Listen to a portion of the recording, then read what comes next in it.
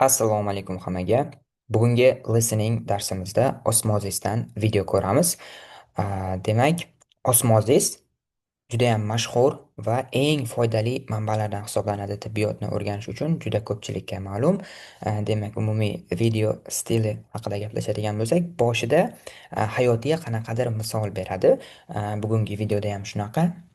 Ya'ni qanaqadir kasallik haqida gapirishi mumkin yoki qanaqadir spesifik bemor haqida gapirishi mumkin yoki hayotdan qanaqadir misol olib o'sha bilan boshlab keyin o'sha kasallik haqida gapirib ketadi. Juda ham esda qolarli tushuntiradi, misollar bilan, demak, animatsiyalar bilan juda ham chiroyli, tushunishga oson manba hisoblanadi osmozis. Bugungi darsda mana shu osmozisdan analiz qilamiz ekan. Bilmagan so'zlarni, ko'rishimiz kerak bo'lgan rasmlarni Google'dan ko'rib ketamiz va shuningdek to'g'ridan to'g'ri mana bu yoqqa yangi so'zlarni yozib, tarjimasini o'zbek tilidagi alternativlarini yozib ketaman. Keyinchalik bu kanalga tashlab beriladi. O'zingiz o'rganib olishingiz uchun yana ham oson bo'ladi. Demak, boshlaymiz. Video YouTube'dan qo'yilgan, kerakli joyida subtitrni ham yoqib olishimiz mumkin, muammosi yo'q. Demak, boshlaymiz. Bugungi dars bakterial pnevmoniya, demak, ya'ni bakterial pnevmoniya haqida bo'ladi.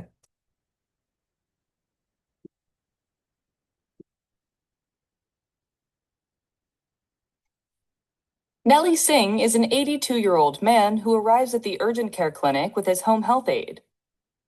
Mr. Singh has a history of cardiac disease. Nellie Singh deyapti, ya'ni bu ism. Xo'p, bu yoqda analiz qilamiz.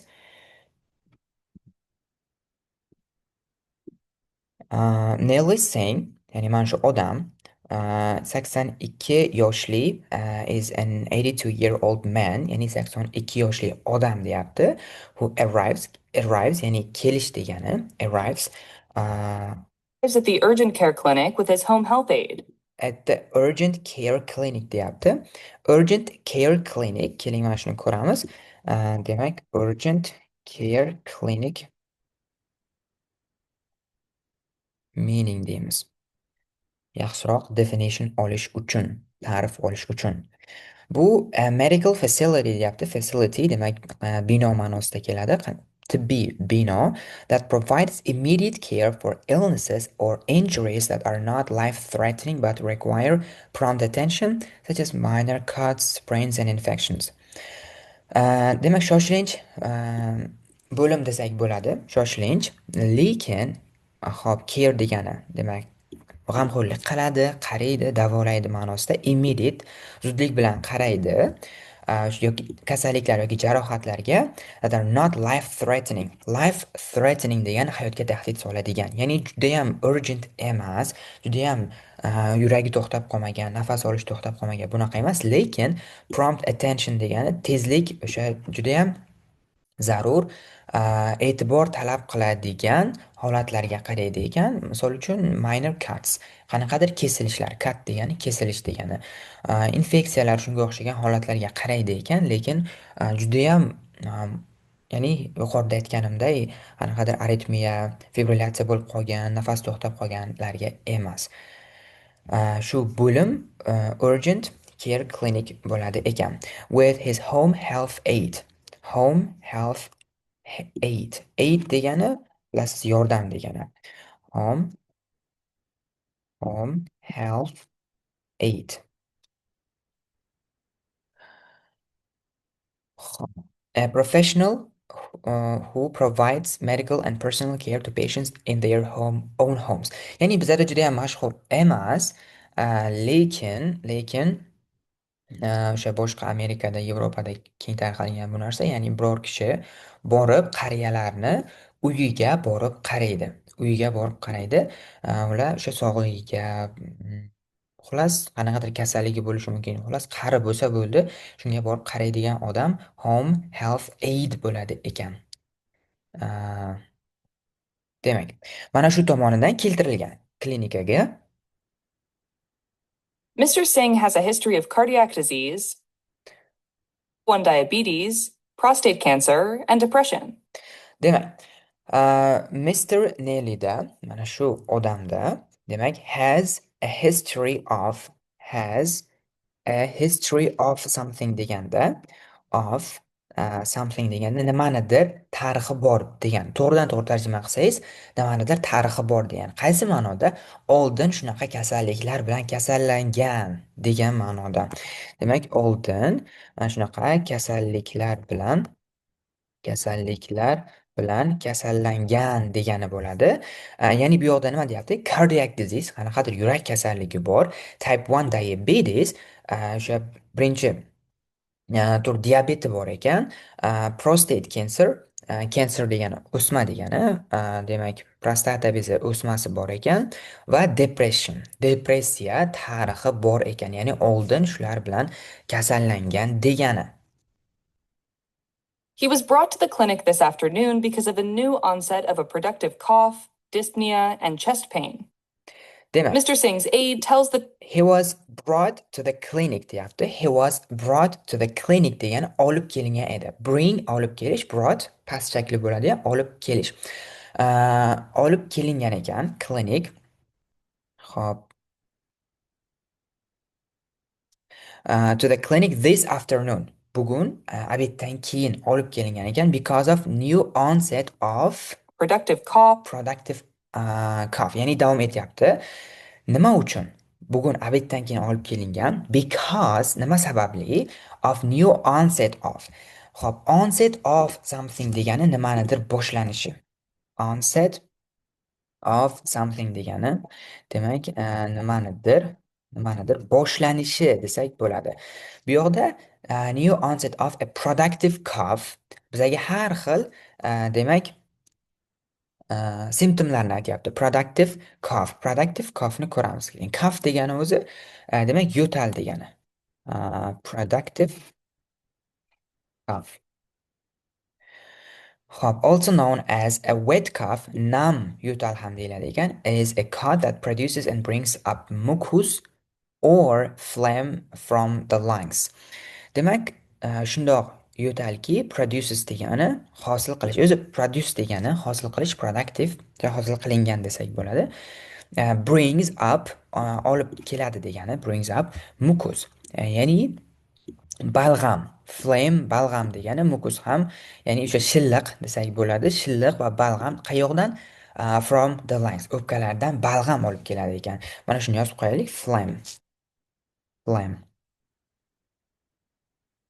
Demak, balg'am degani ekan. Balg'am. Xo'p, productive cough shunaqa yo'tal, nam yo'tali bor ekan. Bizda nam yo'tal deydi buni. Nam yo'tali bor ekan. Dyspnea, ya'ni nafas olishda qiyinchiligi bor ekan. And chest pain. Chest pain degani ko'krak bo'shlig'ida, umuman ko'krakda og'riq degani. Chest pain. Xo'p, uni demak mana bu uyda qaraydigan odami tells the triage nurse. Demak, davomini eshitaylik. nurse, Nellie had these same symptoms 2 months ago. Ha, demak, nurse degan, ya'ni o'sha hamshiraga aytgan ekan. Triage nurse ni ko'ramiz. Triage nurse. Demak, triage nurse deymiz. Xo'p, bular shunday hamshiralarki, registered nurse who assesses patients in an emergency setting to determine the urgency of their medical needs and prioritize care accordingly. Bular xolos registered nurse, patients in emergency setting deyapti, ya'ni o'sha shoshilinch holatlarda baholaydigan, assess degan baholaydi, bemorni baholaydigan va unga qanaqa yordam kerakligini o'sha, ya'ni kasalligiga ko'ra, holatiga ko'ra, accordingly holatiga ko'ra qanaqa narsa kerakligi, qanaqa g'amxo'rlik, davo kerakligini prioritize qiladigan, ya'ni aniqlaydigan, birinchi o'ringa qo'yadiganlar ekan. Demak, endi bu bola aytyapti, Nellini olib kelgan bola aytyapti, Nelly had the same symptoms 2 months ago. Same symptoms. The same degani these deyapti bu yoqda, mayli. Xuddi shunday simptomlar 2 oy oldin ham bor edi deyapti. I'm worried it's pneumonia again. I'm worried degani xavotir olyapman. It's pneumonia again. Demak, 2 oy oldin ham pnevmoniya bo'lgan ekan. Ya'ni bu aytyapti, yana pnevmoniya deb xavotir olyapman deb aytyapti mana bu olib kelgan bola. Ya'ni Nellini uyida qaraydigan nima deymiz? Medbrat desak ham bo'ladi menimcha. Pneumonia is an inf- Demak, ana endi boshida aytganimday, osmosis videolarda mana shunaqa hayotiy misol bilan boshlaydi, keyin kasallikni o'ziga o'tadi. Bu yana ham yaxshiroq esda qolishga yordam beradi. Ana endi shu joyda yana bitta qaytadan eshitamiz, shu yo'lgacha qilganimizni. Year old man who arrives at the urgent care clinic with his home health aide. Mr. Singh has a history of cardiac disease, type 1 diabetes, prostate cancer, and depression.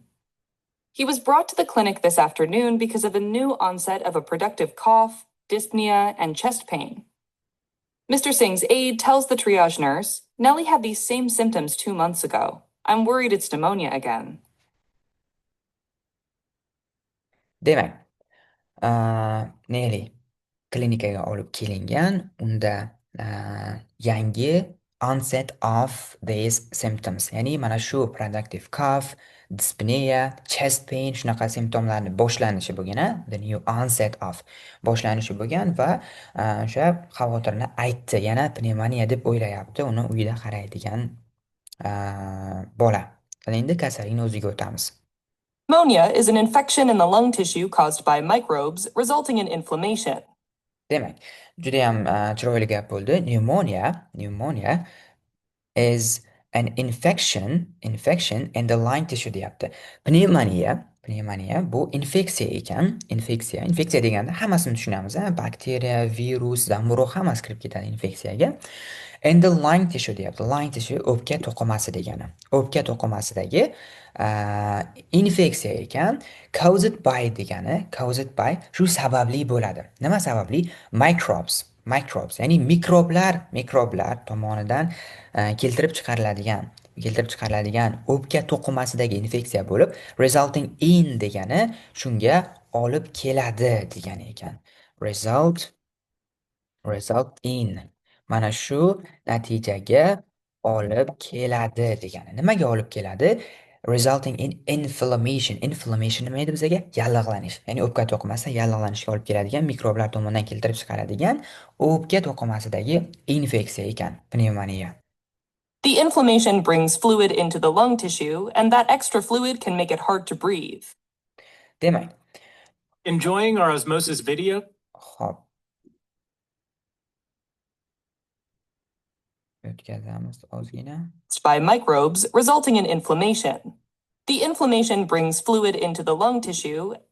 Demak, inflammation ya'ni yallig'lanishga sabab bo'ldi va bu yallig'lanish brings yuqorida ko'rgan olib keladi nima? Fluid degani suyuqlik degani ekan. Suyuqlik into the lung tissue. Into degani ichiga degani.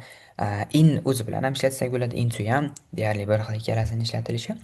O'sha spesifik ma'nolarda farq qiladi. The inflammation brings fluid into the lung tissue. Ya'ni o'pka to'qimasiga nima olib keladi? Suyuqlik olib keladi ekan. And extra fluid can make it hard to breathe. Va extra fluid degani ortiqcha suyuqlik. Nimadir extra bo'lsa, bu ortiqcha degani. Demak, extra fluid deymiz. Bu demak ortiqcha suyuqlik. Ortiqcha suyuqlik degani. Ya'ni normada suyuqlik bo'lmasligi kerak, o'pka to'qimasini ichida aynan. Agar yallig'lanish bo'lsa, bu suyuqlik olib kiradi deyapti. Can make it hard to breathe. Breathe degani nafas olish degani edi. Nafas olishni nima qiladi? Qiyinlashtiradi deyapti. Enjoying our osmosis videos? Reklama ketdi. Enjoying our osmosis videos. Mayli, buni ham qilib ketamiz. Enjoy degani osmosis videolaridan maza qilyapsizmi degani. Unlock your full potential with an osmosis subscription. Lock degani qulflash degani o'zi. Lock degani qulflash degani, unlock bo'lsa ochish bo'ladi endi. Full potential, o'sha full to'liq potensialingizni oching deyapti. Osmosis subscription degani a'zoligi. Get unlimited access to every osmosis feature and resource with a free 7-day trial. 7-day trial degani bu narsani juda ham ko'p uchratishingiz mumkin. 7 kunlik bepul obuna degani. O'sha barcha osmozisni manbalariga 7 kunlik bepul obunani qo'lga kiriting deyapti. Now, there are lots of different pneumonia-causing microbes. Hop. now deyapti. And in the there are lots of different pneumonia causing microbes. Ya'ni pnevmoniyaga sabab bo'ladigan juda ham ko'p turdagi mikroblar mavjud deyapti. Usually it's caused by viruses and bacteria.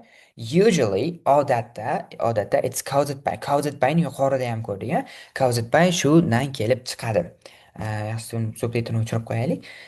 Kerak bo'lgan paytda yoqamiz yana. Caused by degan, ya'ni shu tomondan keltirib chiqariladi. Viruses and bacteria, viruslar va bakteriyalar tomonidan keltirib chiqariladi.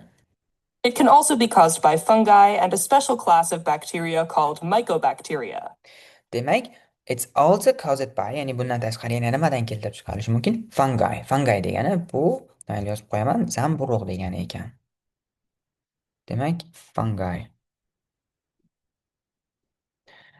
Fungi. Zamburug'.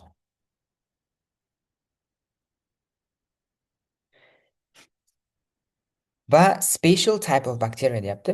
Bakteriyalarning maxsus turlari mikobakteriyalar tomonidan ham keltirib chiqarilishi mumkin ekan. Shu joyni qayta eshitamiz. Different pneumonia causing microbes. Usually it's caused by viruses and bacteria, but it can also be caused by fungi and a special class of bacteria called mycobacteria. Class degani, ya'ni turlari degan ma'noda. In adults, the most common viral cause of pneumonia is influenza. In adults deyapti, eshitdingiz, a? Bacteria. In adults, the most common viral cause of pneumonia is influenza. Demak, in adults degani kattalarda, the most common degani eng keng tarqalgan viral cause. Viral cause deganda, ya'ni virus sababi, viruslar tomonidan keltirib chiqariladigan eng keng tarqalgan sabab bu influenza. Influenza bu gripp. Okay? Bizadagi gripp deymiz, influenza bo'ladi. Sometimes just called the flu. Ba'zida flu deb ham nomlanadi deyapti. Flu, shunchaki flu, influenza bizadagi grippga to'g'ri keladi. Adults, bacterial causes include Streptococcus pneumoniae, Haemophilus influenzae, and Staphylococcus aureus. In adults deyapti, ya'ni kattalarda bacterial causes, ya'ni bakteriyalar tomonidan keltirib chiqariladiganlari bular Streptococcus pneumonia, demak Haemophilus influenza, Staphylococcus aureus, demak bular hammaga tanish bakteriyalar. Also more unusual bacteria like Mycoplasma pneumoniae, Chlamydophila pneumoniae, and Legionella pneumophila, which don't have a cell wall and are well known for causing an atypical or walking pneumonia because they often cause vague symptoms. Demak, bu yoqda ozgina uzunroq gap aytdi. O'sha unusually deyapti, noodatiy ravishda qaytaramiz buni. Xo'p. There are also more unusual bacteria. Qarang, usual degani odatiy degan. Misol uchun usual day, odatiy kun degan. Unusual bo'lsaning noodatiy bo'ladi ekan. Noodatiy demak bular o'sha keng tarqalgan hammaga ko'pchilikda shular tomonidan keltirib chiqariladi, lekin bundan tashqari noodatiy turlari ham bor deyapti. Like Mycoplasma pneumoniae, Chlamydophila pneumoniae, and Legionella pneumophila. Demak, ko'rganingizdek, mana bunga e'tibor bering, Klofila, Chlamydophila. Demak, subtitrlar bunaqalarda juda ham to'g'ri ishlamaydi, aldanib qolmaymiz. Ayniqsa tibbiy terminlarda mana shunaqa. Demak, mana shular deyapti, noodatiy turlari. Don't have a cell wall and are well known for causing an atypical. Xo'p, bularda mana shu oxirgi aytgan don't have cell wall. Cell wall nima bo'ladi bizga? Hujayra devori bo'ladi. Cell wall, demak hujayra devori bo'ladi. Bularda nima? Don't have. Hujayra devori yo'q ekan va well known for degani shunisi bilan mashhur. Xo'p. Well known for degani. Xo'p, shunisi mana shu bilan mashhur degan. Nimasi bilan mashhur ekan? Causing nimaga sabab bo'lishi bilan atypical. Walking pneumonia because Atypical, ya'ni typical degani odatiy degani, hammada yo'tal, balg'a va hokazo o'sha simptomlar hosil bo'ladi, keltirib chiqaradi. Lekin bularda noodatiy, atypical, atipik degani noodatiy deganda. Mana shunaqa simptomlarga, mana shunaqa kasallikka sabab bo'ladi, pnevmoniyaga sabab bo'ladi.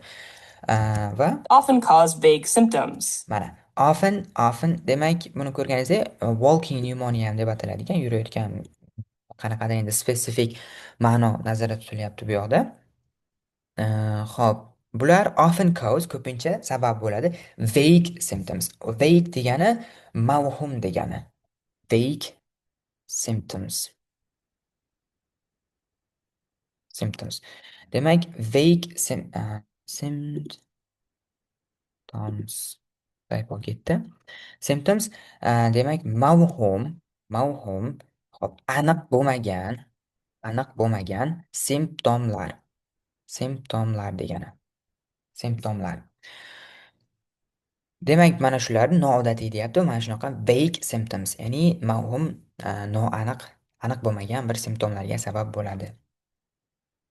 For example, you might manifest with symptoms of a common cold, and these aren't severe enough to require you to stay home or be hospitalized. So you can still be out and about.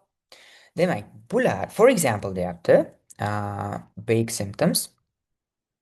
For example, hop, yo'q, ketdi. Symptoms. For example, you might manifest with symptoms. You might manifest with. Mana shunga e'tibor beramiz. Manifest degan o'zi namoyish qilish degani. Yana o'qiganda yoki boshqa joylarda uchratishingiz mumkin. Clinical manifestations degan so'zni eshitasiz. Clinical manifestations. Bu degani klinik namoyishlar. Ya'ni klinik jihatdan qanaqa simptomlari bor, qanaqa demak ko'rinishlari bor. Mana shular degani. You might manifest deyapti, ya'ni siz o'zingizni misol qilyapti. Bu ingliz tilida juda ham keng ishlatiladi, ya'ni aynan o'zingizni you deb ishlatadi. You might have, you might manifest with, you might do, mana shunaqa ishlatiladi odatda. Misol uchun manifest with, ya'ni mana shularni namoyish qilishingiz mumkin.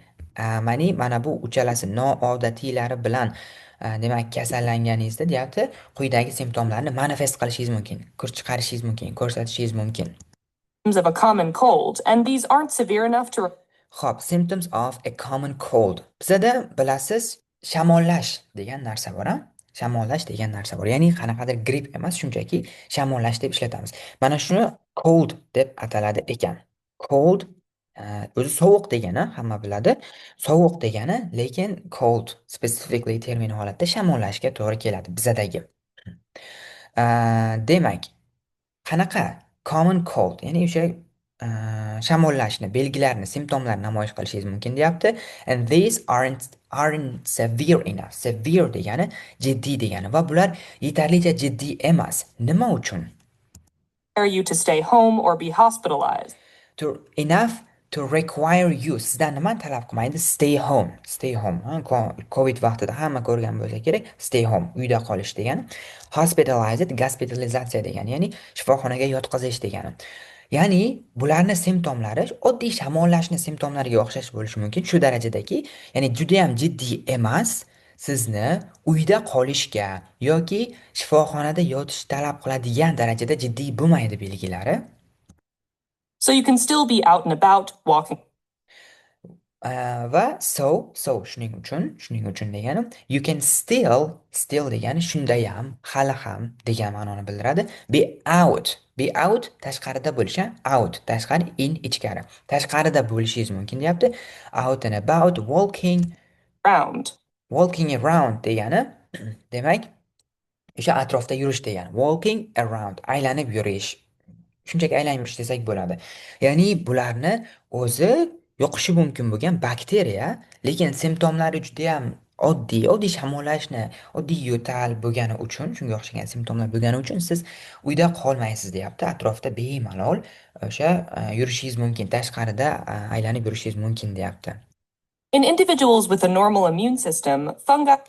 In individuals with a normal immune system deyapti. Ya'ni individuallar, ya'ni odamlar ma'nosida, with a normal immune system, normal immun sistemasi bo'lgan odamlarda A rare cause of pneumonia and often it's regional. Fungini nima dedik? Yuqorida zamburug'lar dedik. Zamburug'lar a rare cause of pneumonia deydi. Rare degani noyob degani, kamyob. Mayli, shuni yozib qo'yaman. Rare, kamyob yoki noyob ma'nosida ham kelishi mumkin. Noyob. Okay, noyob. Demak, kamyob sababi ekan, kam uchraydi ekan. And often it's regional. Regional ya'ni regional. Ya'ni o'sha qaysidir joyga yashashiga bog'liq degan ma'noda. Example, there's coccidioidomycosis in California and the South. Xo'p, for example, mana shunaqa coccidioidomycosis, mana shunaqa xullas mycosis in California, ya'ni Amerika videolari bo'lgani uchun o'zini misol qiladi albatta. Kaliforniyada mana shu bo'lishi mumkin. And va One south west, shimoliy g'arbiy, janubiy g'arbiy joyda va Kaliforniyada mana shu bo'lishi mumkin. fungal culprit is Pneumocystis jirovecii, which is a risk for Bu special fungal culprit, ya'ni bitta spesifik zamburug' turi deyapti. Bu mana shu, which is a risk for. Risk degani ya'ni risk, xavf degani nima uchun? compromised individuals. Immunocompromised individuals degani demak immuno hammaga ma'lum, ya'ni immun sistema, compromised individuals. Immun sistemasi zaiflashgan, sust bo'lgan odamlar degani. Immunocompromised individuals. Shuni yozib qo'yaman. Immunocompromised individuals. Individuals. Immun sistemasi hop kuchsizlangan odamlar degani. Immun sistemasi kuchsizlangan. Juda ham ko'p uchratasiz. Immuno sal xato ketdi. Compromised. Immunocompromised individuals. Ya'ni mana shu odamlarda risk degani shularni demak xavf guruhi degan ma'noda. Finally, there's mycobacteria, which are Finally, oxiri degani mycobacteria bor. slow growing like fungi, hence the individuals. Finally, there's mycobacteria, which are slow growing like fungi, hence the myco in their name, even though they're still bacteria. Bular deyapti, slow growing deyapti. Sekin o'sadigan, sekin rivojlanadigan bakteriyalar deyapti. O'sha slow growing, their name even though they are still bacteria. Bakteriya ekan. O'zi bakteriya odatda juda ham tez ko'payadi. Which are slow growing like fungi. Ya'ni like fungi. Like o'sha yoqtirish degan ma'no bilan tashqari o'xshash ma'nosi ham bor. Zamburug'larga o'xshash sekin o'sadigan mikobakteriyalar ham bor deyapti. Bunga e'tibor beramiz. Yuqorida aytganimdek, tibbiy terminlarda odatda subtitr xato ishlaydi. Myco in their name, even though they're still bacteria. Ularning nomida miko bo'lsa ham deyapti. Ular bakteriya demoqchi. Well-known one is Mycobacterium tuberculosis. Well-known one, eng mashhuri degani, eng mashhur emas, mashhurlardan bittasi mana shu Mycobacterium tuberculosis ekan. So just called TB. Yoki TB deb ham ataladi ekan shunchaki. Pneumonia can also be categorized by how it's acquired. Pneumonia also be categorized degani, ya'ni kategoratsiyalarga bo'lish mumkin, ya'ni sinflarga bo'lish mumkin. Demak, according to categorized by how it's acquired. Acquired degani yuqtirish degani ekan. Aynan demak general Englishda bularning ma'nosi farq qilishi mumkin. Biz bu yoqda faqat tibbiy kontekstda gaplashyapmiz. Shunisi ham e'tiborga olishingiz kerak. Lekin ko'p holatda farq qiladi degani emas. Medical, doim aytaman, medical English boshqa til, general English boshqa til degani emas. Hammasi ingliz tili, faqat ishlatilish ma'nosi sal farq qilishi mumkin tibbiy kontekstda. Yuqtirish degani. Yuqtirish, acquire tibbiy kontekstda. Ya'ni how it's required, qanday qilib yuqtirilganiga ko'ra ham kategoratsiyalarga, sinflarga bo'linishi mumkin deyapti. The most common is community-acquired pneumonia, and it's called that when a person gets sick outside. Xo'p, the most common one, community acquired pneumonia. Community nima degani? Jamoat degani. Acquired yuqtirilgan dedik, pneumonia. Ya'ni community acquired pneumonia jamoatda odamlar orasida yuqtirilgan pnevmoniya ekan. The most common is community-acquired pneumonia, and it's called that when a person gets sick outside of a hospital or other healthcare setting. Demak, and it's called deb nomlanadi qachonki kishi acquired outside of hospital. Demak, get sick degani kasal bo'lish. Juda ham ko'p uchratasiz, mana shuni yozib qo'yaman. Get sick. Kasal bo'lish degani. Asal emas, kasal. Kasal bo'lish degani. Outside of a hospital. Outside nima degani? Tashqari degani. Men shularni yozib ketaman. Outside demak tashqari degani. Diqqat qilamiz. Inside degani ichkari degani ekan. Okay? Ichkari. Outside tashqari, inside ichkari. Xo'p, ya'ni hospital shifoxonadan tashqarida kasal bo'lsa or other healthcare setting. Healthcare setting deganda demak boshqa tibbiy qanaqadir sog'liqni saqlash sharoitida. Bu bo'lishi mumkin qariyalar o'tiradigan joy bo'lishi mumkin yoki xullas aynan qanaqadir spesifik kasallikni davolaydigan shifoxona emas, boshqa sog'liqni saqlash joylarida yuqtirgan bo'lsa, bu nima bo'ladi? Community acquired pneumonia, ya'ni jamoatda yuqtirilgan pnevmoniya bo'ladi ekan. Next is hospital acquired pneumonia. Next deyapti. Next is, ya'ni keyingisi bo'ladi hospital acquired pneumonia or Nosocomial pneumonia. va nosocomial, ya'ni bitta narsa. Hospital acquired pneumonia degani xo'p, ya'ni kasalxonada yuqtirilgan. Biza buni kasalxona ichi infeksiyasi deymiz odatda. Kasalxona ichi infeksiyasi deymiz-ku. Bular nosocomial deb ham ataladi ekan. Keyingisi bu hospital acquired pneumonia, ya'ni kasalxona ichi infeksiyasi desak bo'ladi. Kasalxonada yuqtirilgan pnevmoniya. Which is when a person gets pneumonia when they are already hospitalized for something else. Mana gets ya'ni pnevmoniya bo'ladi when they are already hospitalized. Qachonki ular allaqachon gospitalizatsiya qilingan bo'lsa, shifoxonaga yotqizilgan bo'lsa, nima uchun? For something else. Something else deganda boshqa biror narsa uchun. Misol uchun qanaqadir operatsiya bo'lgan bo'lishi mumkin yoki umuman boshqa narsa, lekin o'sha kasalxona ichida bo'lgani uchun mana shunaqa ichida yuqtiradi xullas kasalxona ichida. Aynan pnevmoniya uchun davolanayotgan bo'lishi kerak emas.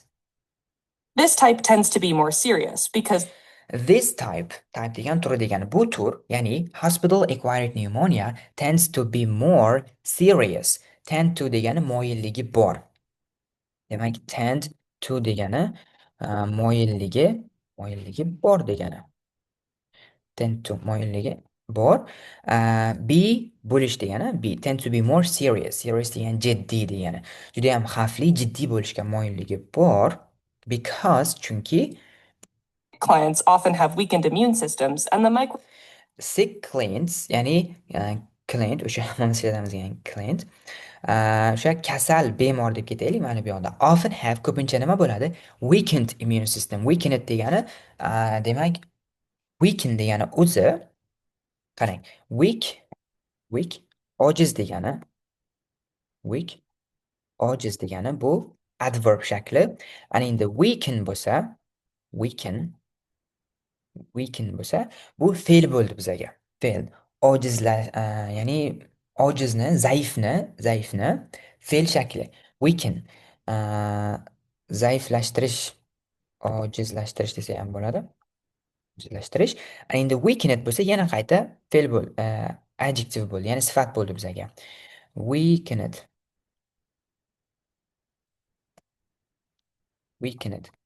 Demak, zaiflashgan. Ya'ni yuqoridagi mana immunocompromisedga qaysidir ma'noda sinonim desak bo'ladi. Weakened immune system degani zaiflashgan immun sistemasi. Chunki nima bo'lsa ham o'sha kasalxonaga sog'lom odam yotmaydi. Nimadir kasalligi bo'lgandan keyin immun sistemasi nima bo'ladi? Zaiflashgan bo'ladi. Mana shularda ko'proq uchraydi ekan. Mana shu bemorlarda ko'proq uchraydi. Shuning uchun ya'ni ko'proq immun sistemasi zaif bo'lgani uchun bularda hospital acquired pneumonia rivojlanadi. and hospitals are often resistant to common antibiotics.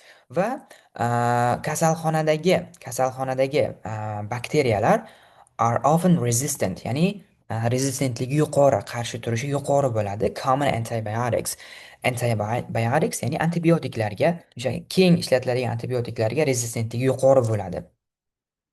That's because hospitals bring together the bacteria that are often the most virulent. Xo'p, shuning uchun deyapti, bring together birgalikda bir joyga to'playdi degani, bir joyga to'playdi, kasalxonalar, shifoxonalar bakteriyalarni bir joyga to'playdi. That are often the most virulent. The most virulent. Great offense, as well as the most resistant. Think great defense. Demak, most virulent degani, ya'ni virulentligi yuqori. Virulent nima degani? Virulent degani o'sha mikrobiologiyadan o'qigansiz. Virulent degani o'sha yuqishi. O'sha kasallikni organizm, umuman bakteriyani, demak, yuqishi, organizmda rivojlanishi. Buni deyapti nima? Think of, shu bilan tasavvur qiling deyapti. Great offense. Offense degani qanaqadir o'zi general Englishda ma'nosi qanaqadir buzg'unchilik qilish, jinoyat qilish degan ma'noda keladi. Great offense, ya'ni shunga nima qilyapti? O'xshatish qilyapti. Ya'ni nima qiladi? Shu buzadi. Juda ham keng tarqalib ketadi, virulentligi yuqori. Shuning uchun most virulent deyapti. Juda ham virulentligi kuchli kasalxona ichida infeksiyasini deyapti. Most resistance. Think of great defense. Great defense. Defense degani himoya degani. Ya'ni resistentlik nima degani? Antibiotiklarga o'sha qarshi turish. Ya'ni qanaqadir antibiotik ishlatasiz, ta'sir qilmaydi. Ya'ni rezistentligi yuqori. Shuning uchun buni great defense, kuchli himoya deb o'ylang deyapti. As well as, shuningdek degani. Mana shunday yozib qo'yib juda ham ko'p uchratasiz. Demak, as well as.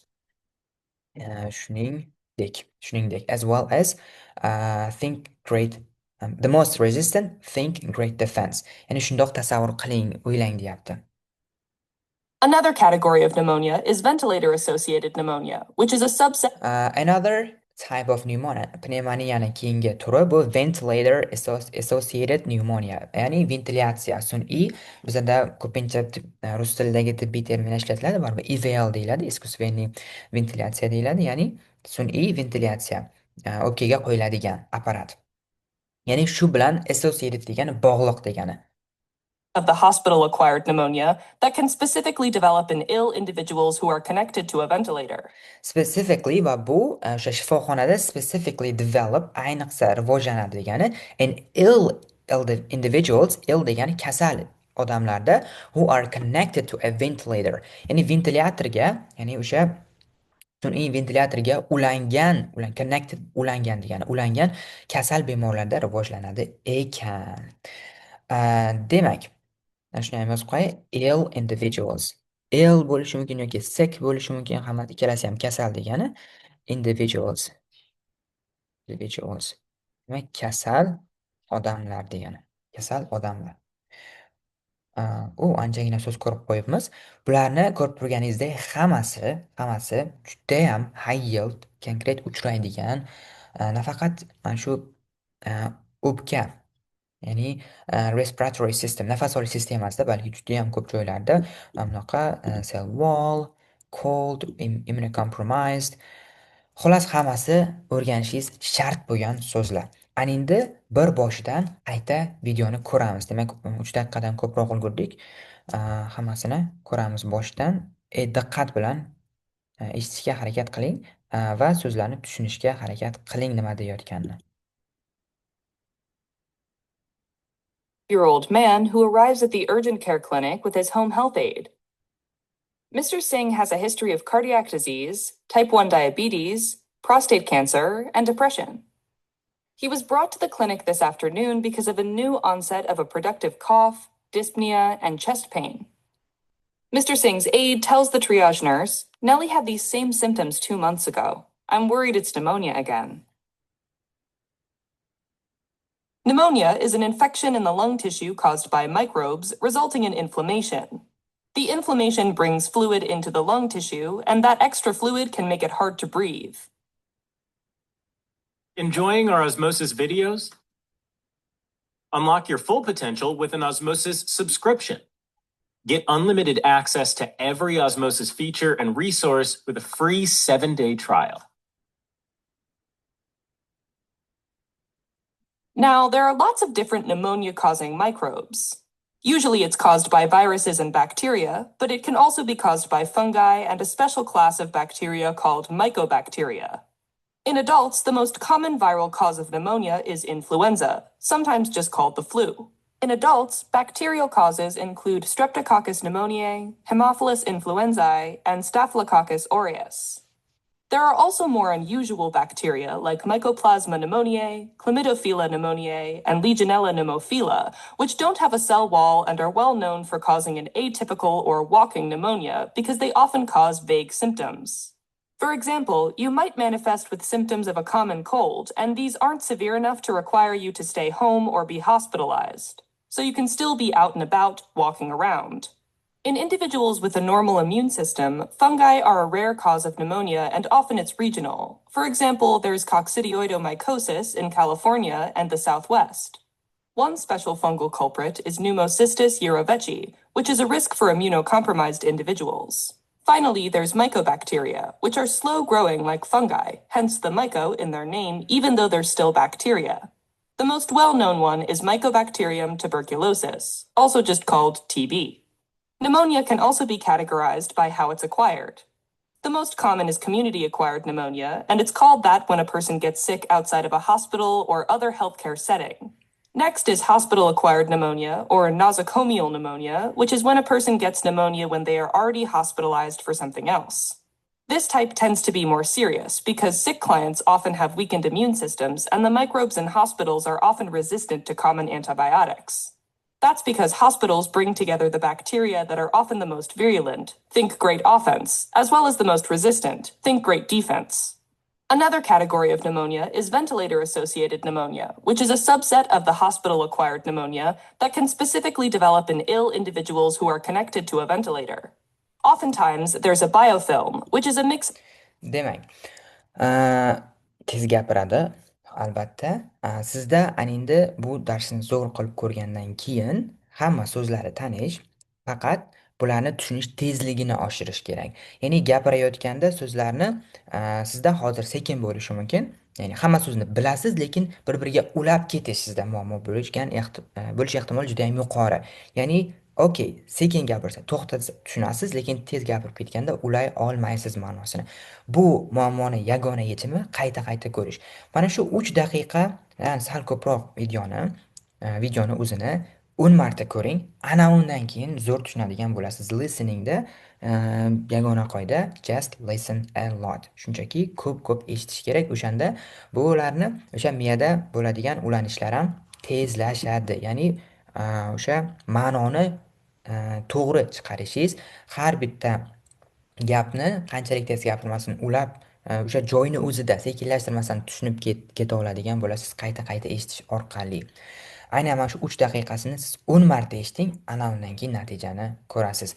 Demak, bu yoqda yozilgan so'zlar ham, qayta takrorlayman, hammasi o'rganishingiz shart bo'lgan so'zlar, bular tashlab beriladi. O'rganishga harakat qiling, aktiv yozib olib o'rganishga harakat qiling. Shu bilan bugungi darsimiz shulardan iborat edi. Keyingi darslarda ko'rishguncha